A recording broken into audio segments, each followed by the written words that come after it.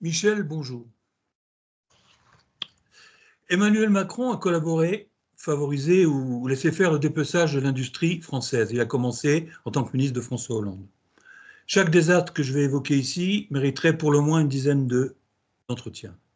La complexité des affaires, dont l'analyse est chronophage et exigeante méthodologiquement, protège la clique macronienne depuis longtemps, la clique macronienne techno.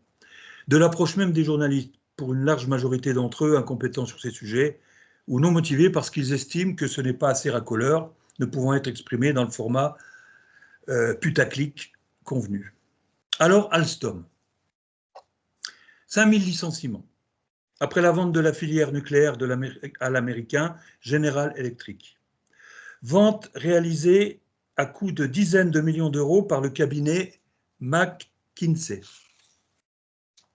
Ce cabinet américain, recruté par Emmanuel Macron, recrachera un pourcentage dans la gamelle politique de la campagne 2017. C'est l'un des principaux donateurs de la campagne.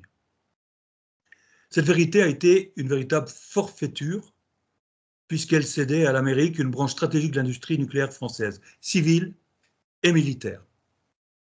Le droit américain étant extraterritorial, ça signifie que tout produit contenant seulement une pièce américaine est régi de fait par le droit américain. Des turbines Arabelle dont il est question, impliquant notre force sous-marine stratégique, dont les sous-marins sont équipés de cette turbine, mais aussi la finalisation de toutes les centrales nucléaires vendues à l'étranger, puisque équipées elles aussi des turbines, de ces turbines qui sont le top technologique mondial. Donc nous perdions notre souveraineté sur tous les plans. Ceci est du reste valable pour toutes les entreprises vendues, bradées ou dépecées totalement ou partiellement au fonds de pension entreprises américaines. La liste est longue. On invite, et j'invite, toute personne intéressée à consulter les infos disponibles sur Internet. Elles foisonnent. Alors, petit florilège, Michel. Alstom, donc. Arcelor, ce qui restait de la sidérurgie française. Péchinet, géant mondial de l'aluminium. Alcatel, géant mondial des télécommunications vendu à Nokia. Chantier de l'Atlantique, plus compliqué, vente avortée suite aux incointances d'Alexis Kohler avec la famille de l'acheteur. Latécoère, fourniture stratégique d'équipements aéronautiques. Et tant d'autres. Alors, rien qu'en 2022, le gouvernement français a autorisé, écoutez bien, le rachat de 131 entreprises sensibles par des entreprises étrangères. Une enquête du PNF, Parquet national financier, le tombeur de François Fillon et de Marine Le Pen, est sur le coup depuis 2019 et a entamé une enquête sur cette vente très problématique à bien des égards. Un soupçon de pacte de corruption à l'encontre d'Emmanuel Macron a même été déposé dans le dossier par Olivier Marleix, document lui aussi disponible sur Internet. Il est édifiant. Pour finir, la saga Alstom. Précisons que, conscient des conséquences, Alstom a racheté, sous direction d'Emmanuel Macron, la filière Arabelle à General Electric, l'américain. Alors, bradée à la vente aux Américains pour 588 millions d'euros, elle a été rachetée par la France, par Alstom, 1,2 milliard en 2022, le double. Bravo le Mozart de la finance. Ainsi, après 10 ans de Macronie, directe et indirecte, l'industrie française est passée, et ça c'est important, de 20% du PIB à 10%. Du jamais vu dans un pays développé. Pour clore ce chapitre, petite cerise sur le gâteau, j'adore chercher ce qui se cache derrière les danses du ventre des politiques sur le théâtre médiatique pour se justifier face aux citoyens. Pendant que Bruno Le Maire déclarait pouvoir mettre l'économie russe à genoux, par différentes mesures de punition économique, le nucléaire français, écoutez bien, fonctionnait et fonctionne toujours sous tutelle russe. Rosatom, entreprise russe, fournit 30% du carburant nucléaire nécessaire au fonctionnement des centrales de la France. La France se débarrasse des encombrants déchets nucléaires à 100% vers la Russie, aux grandes dames de Greenpeace. Coucou Madame Tondelier, on n'entend pas parler sur ce sujet. En 2024, Framatome s'est associé avec l'entreprise russe TVEL pour honorer un contrat qui l'engage à fournir les réacteurs slovaques. On sous-traite donc le deal à TVEL. TVEL, c'est une entreprise russe totalement sous contrôle direct de Vladimir Poutine. Voilà une bribe de réalité de ce qui a conduit ce pays en voie de dévastation. Alors pour conclure, la France doit et va emprunter la pharaonique somme de 300 milliards d'euros, c'est un minimum, en 2025, un record. Sur cette base, à la conclusion du deuxième quinquennat de Macron, le montant de la dette s'élèvera à plus de 4 000 millions, à 4 000 milliards d'euros. Les seuls intérêts de cette dette, aujourd'hui, coûtent 55 milliards d'euros, soit l'équivalent du budget de l'éducation nationale. Selon la Cour des comptes, elle pourrait atteindre 119 milliards d'euros en 2029, 3 fois le budget de l'éducation nationale. 2 fois et demi.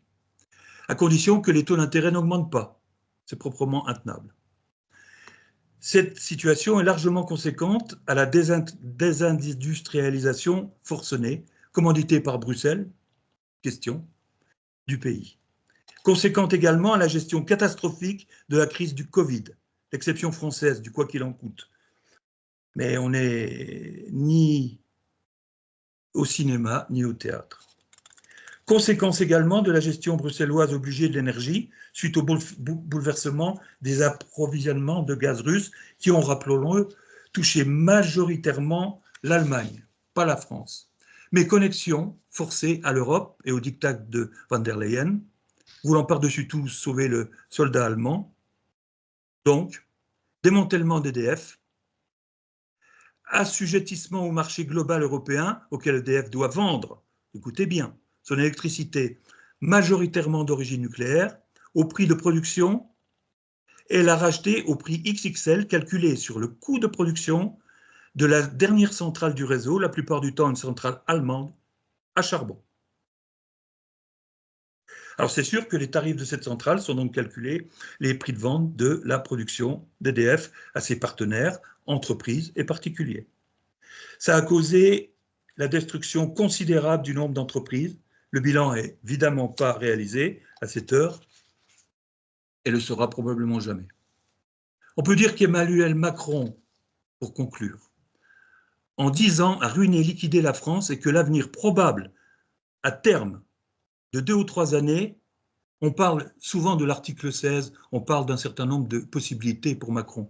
Immanquablement, et je prends le rendez-vous ici, la France sera mise dans les 2 ans qui viennent sous tutelle du FMI, avec toutes les conséquences qu'on peut imaginer. Souvenons-nous de la Grèce.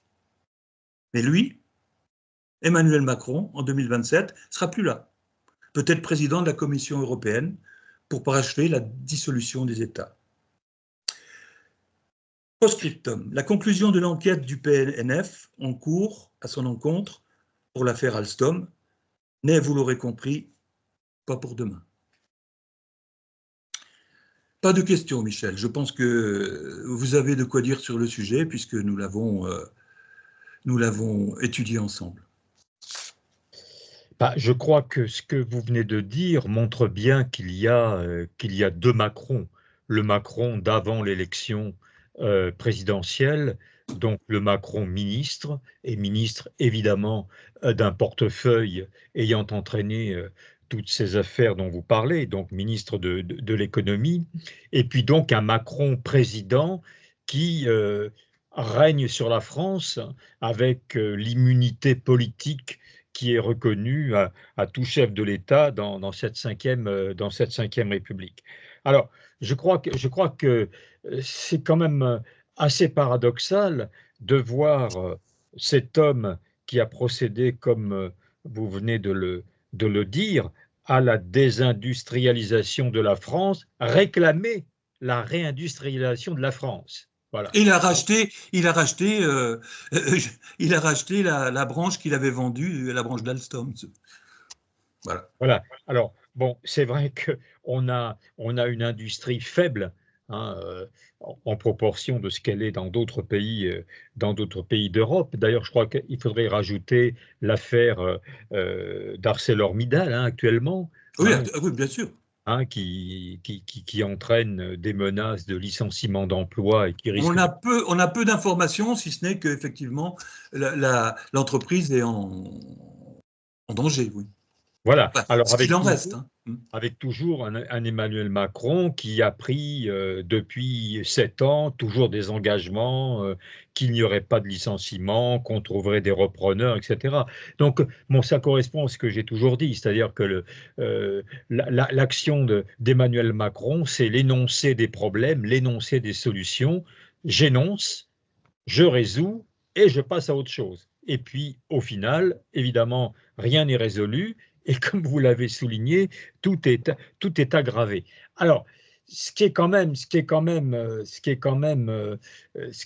très inquiétant dans cette affaire, c'est qu'on voit bien, bon, on savait que notre capitalisme économique était devenu au fil des décennies un capitalisme financier, et maintenant, on découvre à travers cette histoire, mais on pourrait parler de Donald Trump vis-à-vis de Vladimir Poutine, qui le tient par ses intérêts, par ses intérêts commerciaux. Hein, Tout ce à matin, fait. on en a encore parlé. Bon, il montre les dents, et je crois qu'on a vu Vladimir Poutine réunir toutes sortes de responsables économiques et sourire, hein, en évoquant le nom de Donald Trump. Voilà, donc qu'il tient quelque part. Alors, ce qui pose le problème, évidemment, alors on est en Amérique, hein, mais de quelqu'un qui est à la fois un politique et un homme d'affaires, donc qui cumule deux métiers, dont l'un, évidemment, a le souci de l'intérêt national, théoriquement, et l'autre, le souci des intérêts personnels. Voilà. Alors, ce que vous montrez, c'est qu'en fin de compte, à côté du capitalisme financier, on rajoute une couche de dérives qui s'appellent les intérêts personnels. Donc les intérêts personnels, hein, à l'intérieur de ce capitalisme déjà dérivant, hein, par rapport à peut-être son fondement originel, bon, qui pouvait être un progrès au 15e, 16e ou 17e siècle. Alors, la deuxième chose, c'est que on est en train d'essayer de voir comment on peut récupérer 40 milliards pour boucler le budget prochain en raclant les fonds de tiroir. Hein. Alors, c'est une fois, on va supprimer l'abattement de 10% des retraités, bon, ce qui va entraîner une perte de pouvoir considérable, donc pour le coup, une augmentation d'impôts, une augmentation d'impôts déguisés, hein, puisque évidemment, on aura des revenus qui vont être amputés assez considérablement. Voilà. Alors que le monde regorge d'argent. Voilà, regorge d'argent. Alors, euh, Et Michel, coiffant tout ça, parce que le budget c'est une chose, mais coiffant tout ça, rappelons les 300 milliards d'emprunts en 2025 qui vont servir à payer la moitié des dépenses sociales de la France. Ça veut dire que si on n'emprunte pas 300 milliards, il faut diviser ce que vont toucher les retraités par deux. Hein, c'est mathématique. Ça, c'est ma petite calculette. Il n'y a pas besoin d'un ordinateur quantique pour. Voilà, où on en est. oui, alors, donc, la menace est effectivement de nous retrouver en 2027 En avec tutelle. 4 000 milliards de dettes, voilà, sans compter d'ailleurs tout ce qui s'additionne. Hein. Bon, actuellement, il y a un débat sur l'école suite au drame de Nantes dont nous parlerons un Oui, autre jour. Voilà, donc on réévoque la question d'installation de portiques de sécurité, de présence policière renforcée. Bon, tout ça a un coût. Alors, un coût qui est partagé entre l'État et les départements ou les régions pour certaines choses, mais tout de même. Hein. Donc on est toujours avec, le carnet de chèques à la poche, voilà. Donc alors sans compter les 3 milliards qu'on a versés encore à l'Ukraine. Bon, une goutte d'eau par rapport. Plus les 3 milliards, ceci justifié pour la réhabilitation des îles de nos départements d'outre-mer qui ont été saccagés par la tempête, par l'ouragan. Bon. Voilà. Alors, qu'est-ce que les citoyens peuvent faire juridiquement parlant? Alors, il se trouve que en 2007, en faisant sa révision constitutionnelle, Nicolas Sarkozy a supprimé le crime de haute trahison dans la Constitution et l'a Ce dont nous avons remplacé parlé, effectivement. par le fameux article 68 sur la destitution, qui se trouve être un article complètement inapplicable, comme Voilà. d'ailleurs le référendum d'initiative partagée, où il y a de telles conditions que finalement c'est impossible. Voilà. Alors, avec évidemment toujours ces formules générales, manquement grave, manquement grave. Voilà. Le président peut être destitué pour manquement grave. Mais qu'est-ce que c'est qu'un manquement grave? Voilà. Alors, moi, je pense qu'on pourrait sans doute réfléchir à quand même imaginer de nouvelles qualifications par rapport à cet emmêlement du politique et de l'économique. Bon, par exemple, ce que vous dites sur toutes ces affaires me paraît relever la trahison des intérêts nationaux. Absolument. Trahison des intérêts nationaux. Hein, vous avez employé le mot de forfaiture. Voilà. Comment est-ce qu'on peut imaginer que quelqu'un qui est responsable, en plus de tout ça, d'avoir augmenté la dette au moins pour lui, tout seul, de 1000 milliards, Et on probablement. atteindra les 2000 en 2027. Voilà. Bon, comment est-ce que on peut considérer que là, il y a une bonne gestion de père de famille, comme on disait dans l'ancien temps, hein. Et comme je dis, Michel, pour la République des Gueux, la gestion d'un pays comme une baraque à frites. Ça veut dire, en bon père de famille, effectivement. Hein. On attend de rentrer, on attend de sortir, on ne sort pas plus qu'on rentre. Ça paraît tellement évident. Hein. Voilà. Alors, tout ça sur des fonds encore plus obscurs, des, des disons, du personnage Macron, sa fortune personnelle. Hein, sa fortune personnelle. On ne sait rien de sa fortune personnelle. Bon, sauf ce qu'il a déclaré. Mais bon, quelqu'un me disait qu'il avait suffisamment de touchés de commission pour qu'il Absolument. était placé sur un compte offshore au nom de l'optimisation fiscale, parce que quand même, il se rappelle un certain nombre de règles juridiques légales qui permettent de faire transiter des fonds, hein, de la France vers l'étranger, donc en toute légitimité. Voilà. Donc, quelle est la fortune? Quelle est la Mais fortune? là effectivement, on va mettre beaucoup de guillemets parce que j'ai essayé de creuser la question, c'est impossible. La seule chose, c'est qu'on sait à peu près le travail qu'il a réalisé et les entreprises qu'il a vendues quand il était banquier d'affaires, enfin, auxquelles il a participé, les ventes auxquelles il a participé quand il était banquier d'affaires chez Rothschild. On sait les commissions généralement données par rapport à ces ventes quand elles sont réussies. Donc, c'est par millions d'euros que ça compte. Donc, le bilan, la fortune qu'il a déclarée est complètement hors sol, quoi, par rapport Voilà. à une probable Bon, réalité.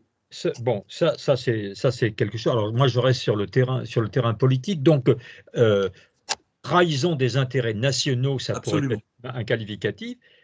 Deuxième chose, si on considère, et je crois qu'on l'a dit ici même il y a quelques temps, que la politique, quoi qu'on dise, est un métier, hein, un métier avec des codes, voilà, et qu'on ne s'improvise pas chef de l'État, et on voit qu'aujourd'hui il y a la tendance à s'improviser chef de l'État, voilà. Bon, pourquoi ne pas non plus imaginer de brandir l'idée de faute professionnelle? Hein. Bon, Absolument. c'est un métier, dans tous les métiers, il y a des fautes professionnelles et même des fautes lourdes. Voilà. Pourquoi est-ce qu'il n'y aurait pas des fautes lourdes? Voilà. Et puis aussi, peut-être faire disparaître cette espèce de règle d'ancien régime de l'immunité politique, pardon, de l'irresponsabilité pénale le temps de l'exercice d'un mandat politique. Mais non, c'est inacceptable. Si on commet des fautes, il ne doit pas y avoir une espèce d'anesthésie, hein, Mais le Michel, temps que le mandat se termine. Michel, avec un tel bilan, il serait, permettez-moi l'expression, viré de n'importe quelle entreprise, de la TPE à l'entreprise du CAC 40. Hein. Ça ferait pas l'ombre d'un doute. Il dirige un pays et il est intouchable. Non, ce qu'il y a, c'est qu'en fin de compte, on voit bien qu'il y a bon, toute une série de personnages troubles, pour rester poli, voilà, d'un côté, et puis de l'autre, bah, tous ceux que vous appelez justement les gueux, dégueu. voilà, donc ceux qui manquent de tout, voilà, qui manquent et peut-être parfois simplement d'intérêt, hein, autant que de nourriture, de chauffage correct, etc.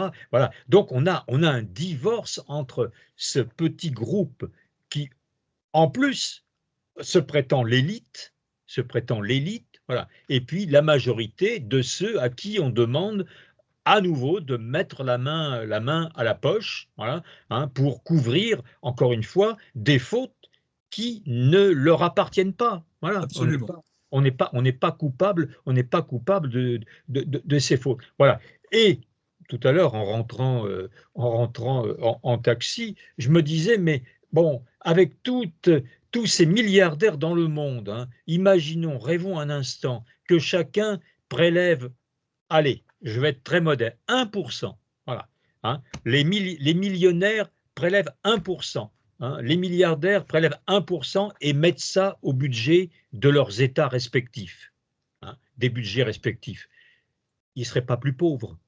Ils ne seraient pas plus pauvres, hein. Quand on a, comme monsieur Musk, 500 milliards, alors s'il les a toujours, mais enfin bon, même s'il en enlève 50, vous vous rendez compte ce qu'on fait avec 50, hein, voilà. Donc, cette espèce de monde où il y a des gens qui sont bouffis d'argent, parfois d'ailleurs au sens propre du terme, et puis les autres qui sont, comme au temps du Moyen Âge, le nez dans le ruisseau. Voilà, il y a quelque chose, bon, là encore, en restant poli, d'anachronique, voilà, mais en tout cas, de profondément injuste, c'est-à-dire le capitalisme ne peut pas balayer l'esprit démocratique. Voilà. Le capitalisme doit se ranger, hein, derrière, enfin, c'est un vieux débat, derrière la politique. Voilà. Alors, bon, sans compter. Oui, mais Michel, quand vous avez un ex-banquier d'affaires sans aucune attache avec la réalité populaire, c'est-à-dire aucune élection locale ou pas, c'est un banquier d'affaires qui a été promu chef de l'État. Voilà, point. Je veux dire, c'était tout à fait logique dès le départ, hein. Voilà, et je pense aussi, bon, on en avait parlé à propos d'Elon Musk, bon, je continue de penser qu'il n'est pas intelligent. Alors là, et ce que je vois, et ces revirements actuels, voilà, je pense qu'encore une fois, on peut savoir faire des affaires et brillamment sans être intelligent. Voilà. Je refuse de reconnaître la moindre once d'intelligence à ce type, voilà, qui me fait vomir d'ailleurs autant que beaucoup d'autres, hein. On a l'impression, voilà, un gamin qui fait ses clowneries permanentes, hein, bon, En attendant, Michel, il prépare le premier voyage de l'homme sur Mars. Il est propriétaire de Twitter, que vous utilisez régulièrement. Euh, il est à la pointe de la robotique neurologique, c'est-à-dire des liens entre le cerveau et le numérique. Euh, et il a encore 3 ou 4 autres entreprises de ce type. Donc, ça pèse quand même, hein. voilà, sauf quand même qu'il a fait une sacrée gaffe en s'engageant aussi profondément dans la politique pour se rendre compte que c'est quand même difficile de concilier politique et économie, surtout quand on prend des positions aussi tranchées sur le plan politique. Voilà, pour se rendre compte que finalement, bah oui, Tesla a souffert, hein, bon, et la plupart des économistes que j'ai entendu disent, bon, il redressera pas la barre de Tesla. Hein. Oui, mais Tesla, Voilà. c'est accessoire pour lui, hein. Faut pas se leurrer, hein. Oui, certes. Non, Enfin, mais Michel, Musk, en s'adossant à Trump, dans un premier temps, a voulu acheter les États-Unis pour pouvoir faire ce qu'il voulait, conquête spatiale et autres. Il a voulu acheter les États-Unis. Il se trouve que Trump est plus résistant que prévu. Bon, maintenant, quoi qu'il en soit, avec la gouvernance de Trump, Musk, pour ses recherches, a plus de contraintes éthiques. Il fera ce qu'il voudra aux États-Unis. Et ça, c'est colossal. Et ça, c'est effrayant. C'est peut-être ça le plus effrayant de l'histoire. Mais bon, on en était sur Emmanuel Macron, quoi qu'il y a beaucoup d'accointances. Effectivement, ce qui ressort, on en avait parlé avant, on a envie de parler, quand on voit ce bilan, de haute trahison. C'est-à-dire ça mériterait d'être traduit en justice. Ben, il est vrai que j'étais en train de penser qu'on parle parfois de conflit d'intérêts, mais est-ce qu'il n'y a pas déjà, par nature, un conflit d'intérêts entre le politique et l'économique? Voilà. Si on fait l'un, on ne fait pas l'autre, hein. Voilà. D'où cette position en descente de Donald Trump, qui continue à gérer ses affaires, personnellement ou pas, mais enfin, il a toute une famille qui, de toute manière, agit en porte-parole, voilà, et la politique. Voilà. Alors, bon, c'est Mais vrai je veux que dire, Trump aujourd'hui a aucune, pour le moment, les droits de douane étant évacués pour 3 mois, aujourd'hui, Trump n'a pas, et sans doute n'aura pas, d'incidence dans le désastre français. Bon, maintenant, ce qui va se passer aux États-Unis, c'est une autre histoire. Le désastre français, c'est Macron, j'allais dire, point final. Macron et Van der Leyen, parce que, bien évidemment, par rapport à pas mal d'histoires que j'ai contées là tout à l'heure, Van der Leyen est derrière. La désindustrialisation du pays, c'est un projet maastrichtien, c'est un projet qui a été étudié et programmé à Bruxelles. La France devait, par rapport au projet européen, se consacrer au tourisme et aux services, potentiellement l'agriculture, point, au détriment de tout le reste. Voilà ce qui s'est passé. L'industrie, c'était pour l'Allemagne. voilà, alors je pense que ce qui complique les choses en France, hein, c'est que il y a ce petit monde des gens d'affaires, hein, liés au pouvoir, hein. Bon, on sait, et ça, les philosophes nous l'ont souvent rappelé, politique et morale ne font pas bon ménage. Donc la politique est immorale par définition et le capitalisme n'a jamais été moral par nature. Voilà, il ne peut pas l'être. Voilà, c'est pas dans son ADN. Donc quand on cumule effectivement ces deux immoralités réunies, hein, eh bien on a une situation qui conduit à ce slogan que je trouve se vérifier de plus en plus, tous pourris, hein. Encore une fois, du plus bas de l'échelle, à partir du moment où on tombe sur des règles économiques, hein, où il est question de commission, voilà, de choix, hein. On voit bien avec les marchés publics, ah ben, on oublie un certain nombre de règles pour favoriser un tel ou un tel pour récupérer une commission au passage. Voilà. Donc tout ça, c'est dramatique parce que ces gens-là s'étiennent, pardonnez-moi, mais se tiennent les couilles. C'est-à-dire, bah oui, je ne t'attaque pas parce que tu m'attaques pas, hein. Ça me fait penser à Charles Pasqua, hein. Alors, ça nous ramène à d'autres temps, mais il avait tellement de dossiers sur tout le monde, hein, que de toute façon, il était, lui, intouchable, mais que lui, il pouvait toucher tout le monde. Voilà. Donc, chacun a ses petits dossiers sur le voisin, et du Mais coup, bah, c'est la politique, c'est la politique de la soupe. Effectivement, là, vous avez raison. Vous faites un portrait parfait de ce qui est en train de se passer. Maintenant, au-dessus de ça, il y a quelque chose qui risque de se passer en France. Et là, pour le coup, en dehors des politiques français, en dehors de leur volonté, qu'ils le veuillent ou non, si les taux d'intérêt augmentent, d'ici 2 ans, nous serons sous toute tutelle du FMI. Mais on n'imagine pas ce que ça représente. Il suffit d'aller voir comment ça s'est passé en Grèce à l'époque, sous cette tutelle. Ça veut dire que c'est les retraites amputées sans demander l'avis de qui que ce soit. C'est le budget, il sera imposé de force de l'extérieur.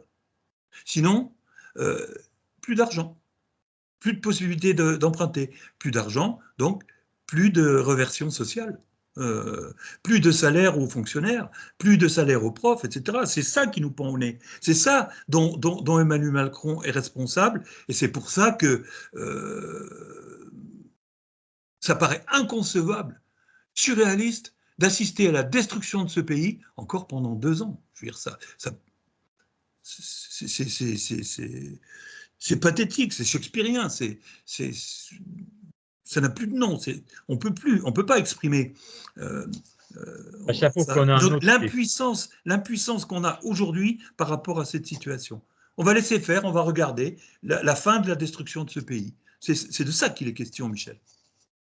Non, mais je pense qu'on a plusieurs défis à relever, hein. Bon, évidemment, de rebâtir une république, peut-être en nous débarrassant de celle-ci, de rebâtir une démocratie pour la rendre véritablement au service du peuple. Voilà. Il faut évidemment rebâtir une Europe. Bon, elle a peut-être servi, certes, hein, dans les premières années, hein, remettre un peu sur les rails les économies qui étaient sinistrées au lendemain de la guerre. Maintenant, je pense il faut changer d'Europe. Il faut changer d'Europe. Parce que effectivement, on finira par avoir des anti-européens convaincus. Voilà. Alors que bon, Et encore, je vais faire des posts et je vais faire une information sur ce qui se passe à Bruxelles aujourd'hui, ce qui est en train de s'étudier, hein. Le contrôle technique tous les ans, avec un renforcement des critères par rapport à la pollution pour les voitures de plus de 10 ans. 16 millions de véhicules dans le collimateur, dans les 2 ans qui viennent. Les gueux. Oui, alors c'est là où on en a aussi beaucoup parlé. On prend des décisions, mais sans en connaître les conséquences, ou en minimisant les conséquences, hein, ou en se moquant des conséquences, hein. Voilà, bah les gueux, comme dirait Monsieur Macron, bah les gueux, ils n'ont qu'à travailler, hein. Voilà, s'ils travaillaient, ils seraient pas gueux. Je l'entends effectivement, comme si j'étais dans la pièce à ses côtés. Mais vous avez, Michel, dans notre définition des gueux, vous avez des gueux à 3 000 € par mois, hein. Oui, oui. Non, mais bon, de toute façon, on a des situations où bon, les revenus augmentent beaucoup moins que les charges, hein. Euh, Petite anecdote, hier, j'envoie un exemplaire d'un livre en Suisse. Alors j'envoie deux petits livres, hein, deux petits livres en Suisse, voilà, bon, qui est quand même pas à 5 000 km de la France, voilà. Euh, Enveloppe simple, timbre vert international, voilà. Pour un livre qui coûte 12 euros, les frais d'envoi s'élevaient à 15,50 €. Oui. Donc j'ai dû demander à mon correspondant de prendre en charge une partie des frais parce que sinon je gagnais rien dans l'opération. Voilà. Bon, un timbre vert. Est-ce que tous ces gens qui nous gouvernent savent qu'un timbre vert ça vaut 1,39 €? Voilà, Michel, 1,39 €. Bon. Michel, je vais vous montrer, je vais vous rappeler quelque chose. Will, Oui, un livre qui a été édité par ma maison d'édition du temps où elle était en fonction et en attendant que la nouvelle Cabaret Voltaire se mette en place. L'envoi d'un livre comme celui-ci qui coûte 14 € me coûtait 6 € si je voulais travailler directement avec un libraire ou avec un particulier. Voilà. Alors, si je cumulais les droits d'auteur, l'imprimerie, je perdais à peu près 2 € sur ce livre chaque fois que j'en vendais un, directement. oui. Bon, là, les frais d'expédition, c'est en soi un problème. Un problème pour nombre de professions, et maintenant ça devient un problème pour les simples particuliers, hein, puisque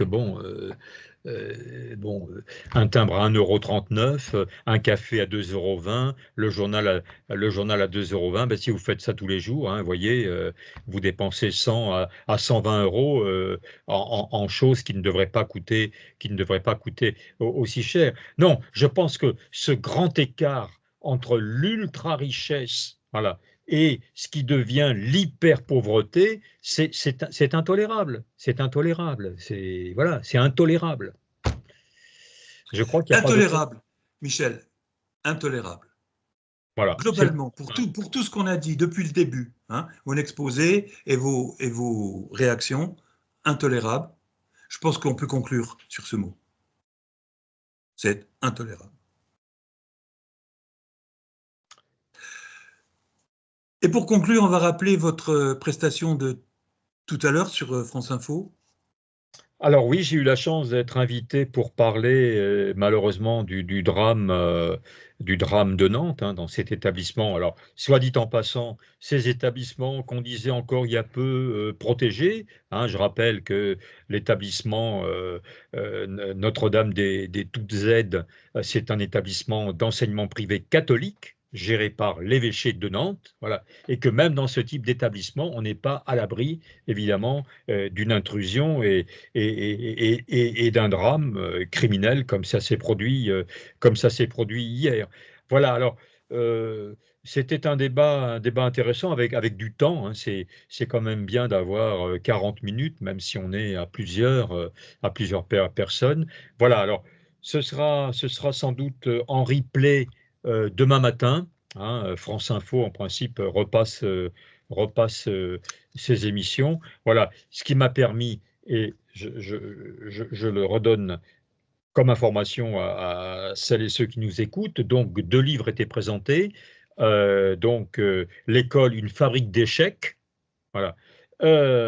Par contre, très forte en incorporation de violence. Voilà. J'allais presque dire, il y a au moins une chose qu'elle réussit, c'est d'avoir transformé ce lieu de connaissance en un lieu où on s'écharpe, hein, et pour le moins, hein, pour rester évidemment dans les violences les plus légères. Voilà. Et puis un titre qui conviendrait aussi parfaitement à ce dont on vient de parler, pour un nettoyage moral de la France. Voilà. Parce qu'il y a un grand coup de balai, voilà, et qu'une des réponses, hein, à cet intolérable, c'est peut-être de mettre de la remoralisation en commençant par l'exemplarité qui doit venir d'en haut.